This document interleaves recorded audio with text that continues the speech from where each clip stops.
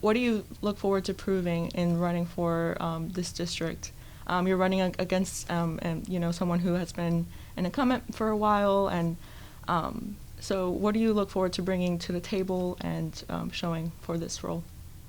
I look forward to extending some of the things that the legislature did this last year with the elders and the senior citizens. The abuse hotline, the housing issue. You've been running articles about that. The home care companion issues that they're dealing with, and the money that is going to the senior centers. And I know some of them have gotten it allocated and some of them haven't. But this city and this area in particular, I feel,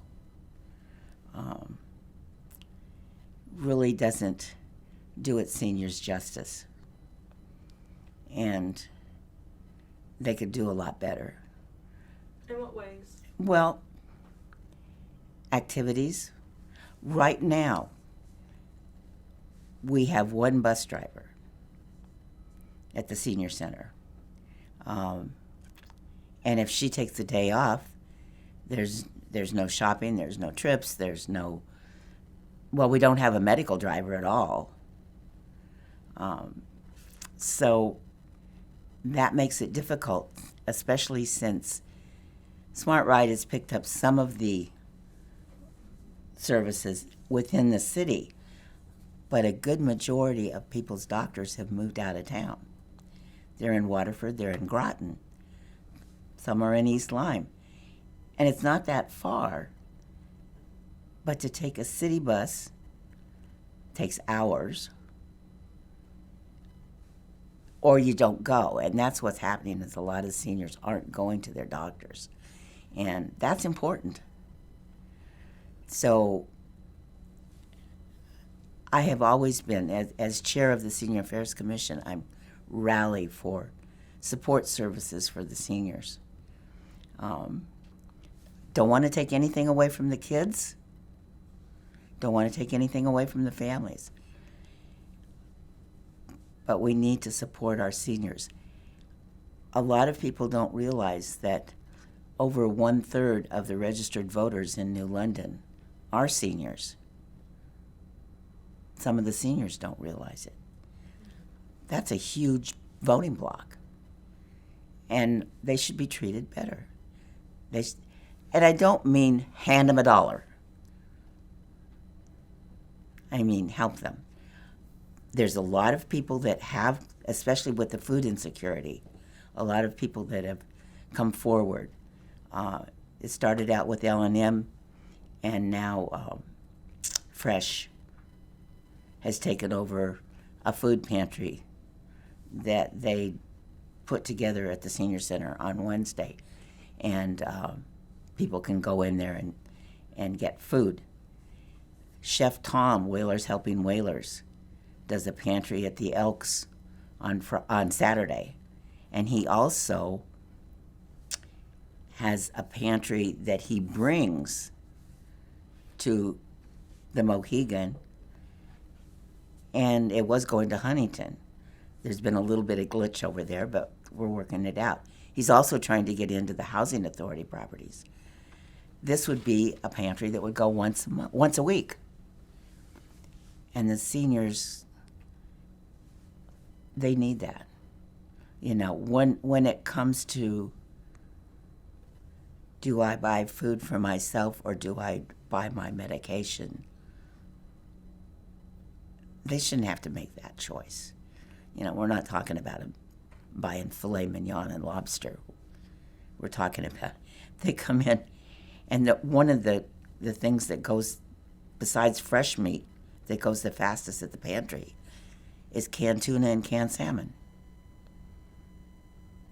And a lot of the seniors have pets. And probably some of that canned tuna and canned salmon's going to the pets. But that's fine, because then the senior has got that $1 for their own food and not their animal that's a beloved creature to them, So seniors. So overall, just having a better Oh. focus on seniors. Right, yeah. And what they And I know this, like I said, the legislature has been working on it and has passed several things. I have some of the things, but yeah. Okay. Well, to get into the broader questions, the days in the midst of a year-long look at affordable housing, as you brought up, in the region, what specifically do you think the legislator should do to help people who can't afford to buy a home or are struggling to rent an apartment? That's a tough one. One of my issues with housing, and it doesn't really speak to your question, but it does, is with the federal housing and with the state-run and federal housing, you can't separate the younger disabled, the younger people that are dependent on drugs and things or have mental illness from the older population, and because of the federal regulations. And I said, well, when we were talking about it 3 or 4 years ago even, I said, well, what if we put the seniors on, 1 or 2 floors and the younger disabled on another floor? Or like at Crystal Avenue, put them in one building and something like that, just so there's some kind of separation. So the seniors feel safe stepping out of their apartment at 8 o'clock at night to put their trash down the trash chute, when a lot of them don't, because they don't know what they're going to run into in the hall. So I would like to work on something to figure out a way to. The younger disabled and the younger dependent people, they need the help too. But I don't think they need to be with the 80-year-old that can barely walk, That's me. and there should be some kind of separation. Services, but separation, But was there anything in mind that you had for legislature that could help people who can't afford to buy a home or are struggling to rent an apartment? Boy, I don't know. I think we have to figure something out, and I'm not exactly sure what it is because it's so individual, that you can do programs, but if you don't have an end game to the program, I can tell you, when I was younger and I was on welfare and they called us in, and if you weren't working, you had to go to this 3-day class that was going to prepare you for a job interview. And so you had to find a babysitter, to take care of the kids while you're going to this class. And then what happens? Nothing. They didn't work anything out. Some agencies in other states, I was in California, in other states were working things out with some of the local merchants so people could, get a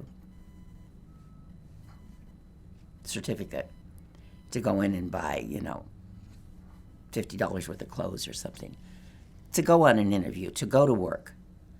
Because that was what happened, was a lot of people didn't have the clothes to go to work.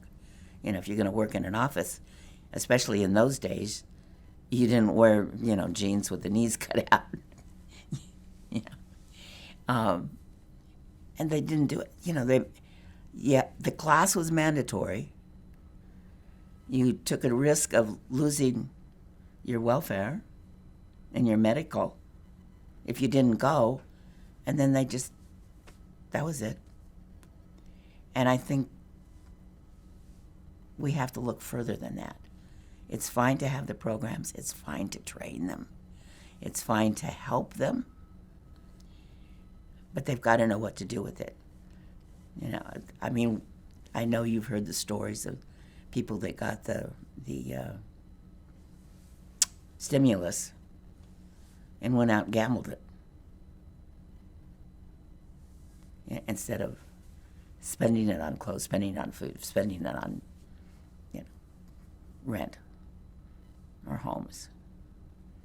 So I think just finding ways to uplift people out of the poverty rather. Right. And not just, say, okay, here it is now, let them go. Okay. We'll move on to my second question. Sure. Connecticut recently enacted a law designed to provide safeguards against lawsuits for out-of-state patients seeking abortions in Connecticut and any provider who helps them. Do you support efforts to make Connecticut such a safe haven? I think it's a woman's right.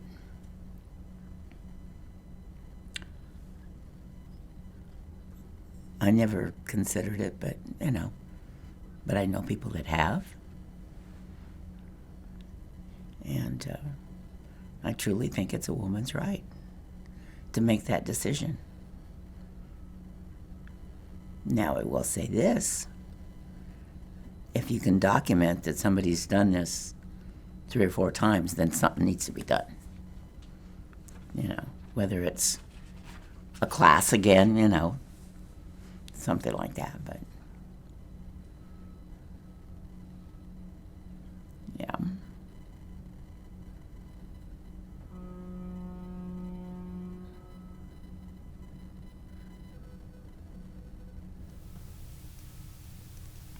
As a Republican candidate, does that does that make you stand out because you think that way, or is it and something that doesn't have to align with Republican views, in your opinion? Right. I'm a Republican, mm-hmm. but I have my views, and I don't always agree,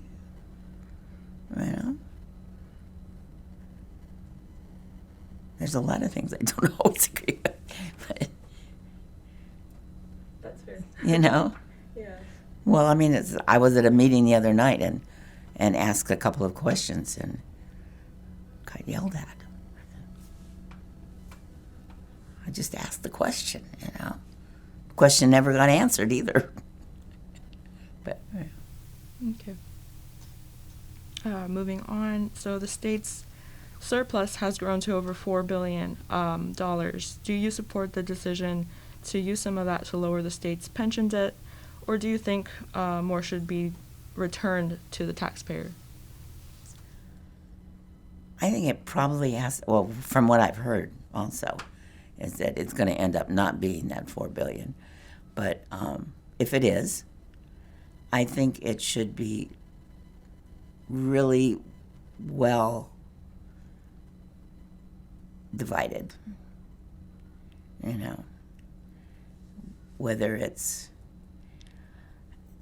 I'm not a big fan of just handing people money, but other things can be done with that money that would, help everybody. What things? Public works. If a bus driver for the senior center, the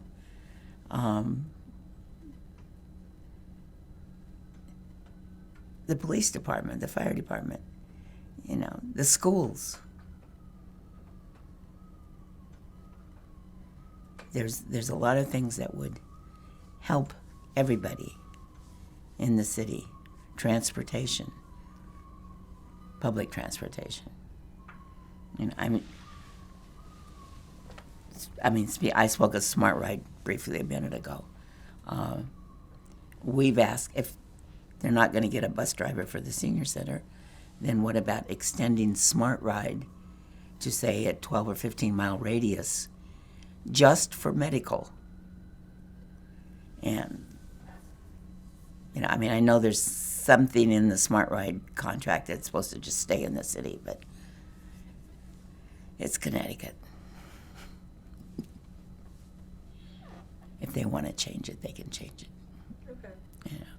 And if I'm, up there, then I can say that. Mm-hmm.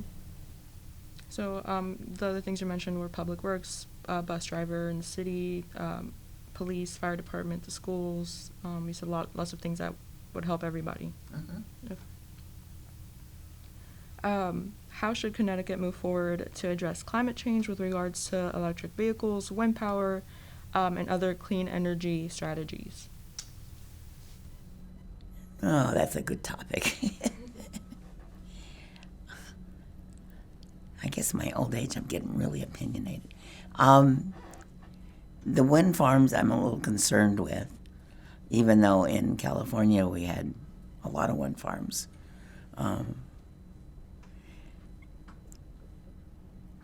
The climate change, have you ever been to Alaska? When you go to Alaska, especially around, I've only been to the Anchorage area. My oldest daughter lives up there. Actually, she lives up in the Arctic Circle now, but at the time she was in Anchorage. And if you drive around Anchorage, you can see the layers in the rocks where the climate has changed. And that's been going on for years. Thousands of years. So, I think climate change is something that happens naturally.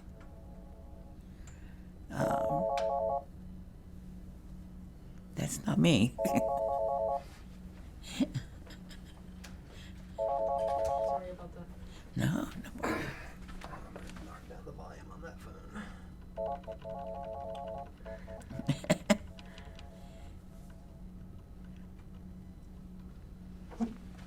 I don't even know what number that phone is. What? Sorry for the interruption. No problem. One of my favorite classes when I was in college was California history, because I was living in California, born and raised in California. And one of the things they talked about was when the fathers, the padres, came up from Mexico, up the coast. They were sailing along, and they noticed this area that it looked like there was a forest fire in there. So they stopped and they went in, and come to find out it was what is now known as Alvera Street, which is basically across the street from Union Station, downtown LA. And what it was the inversion layer. And it was smog from them, the 12 families that were living there, burning, cooking and things.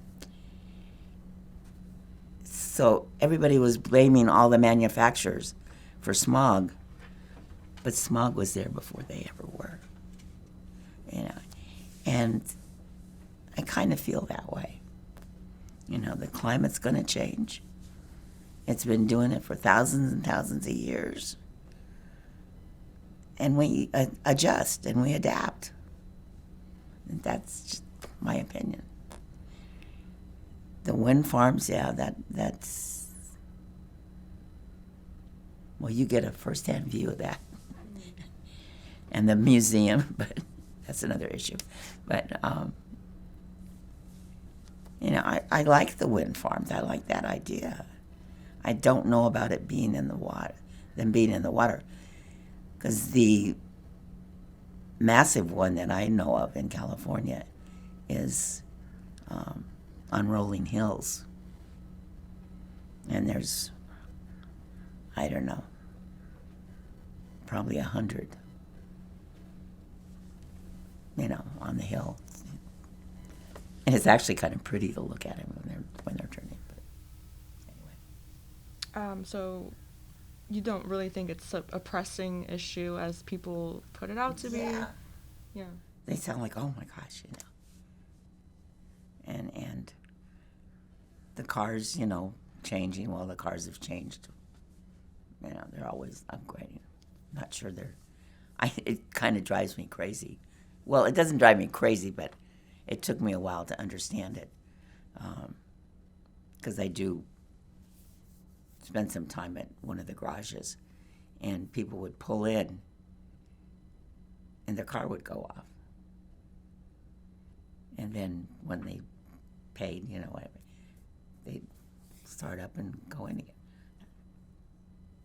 That's just weird to me. But I guess that's the way it goes now.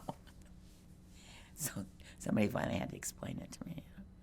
That when you put your foot back on the gas, it starts. But that was just kind of, your car just cut off. First time it happened, it was like, I thought, oh, geez, I'm going to have this car sitting here and, nobody else is going to be able to get in. But that's not what happened. So. Well, the reason people are pushing for electric cars would be for, the pollution of all the more motor vehicles that we have today. Right. Then what's that going to do with electricity?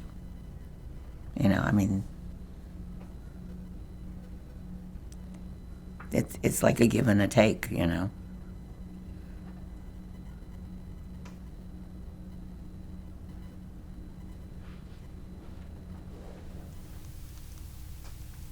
Okay.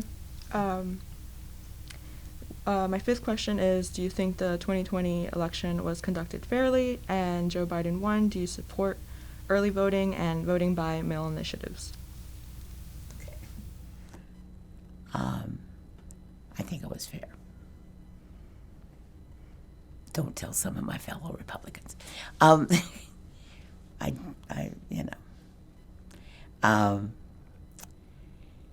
Early voting, no. I think it needs to go back to the way it used to be. When I was a little girl, my grandmother's house, the house that I grew up in, my grandmother was the block warden during World War II and all of that stuff, but the house was the polling place for that area. So I just don't think early voting. First of all, they miss a lot of what's going on. Some with the primaries even.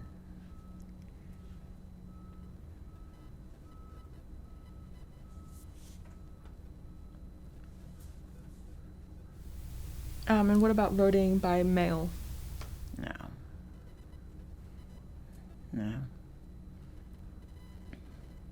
How come? Well, first of all, the mail delivery is so slow right now. But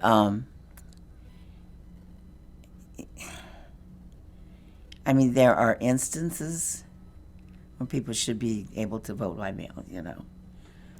Just people who can't make it. Yeah. I've worked the polls a lot. Won't work them this time because I'm a candidate. But, it's even at the polls, they have, every one of them has a situation where you can drive up to a certain part of, outside the poll, and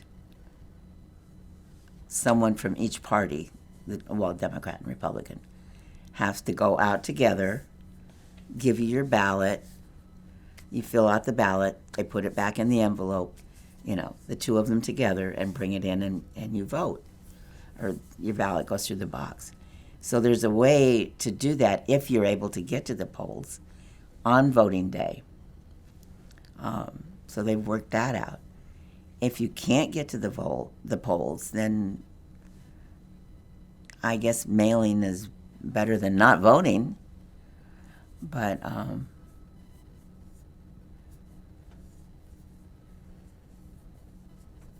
don't know. The early voting, I don't go for that at all.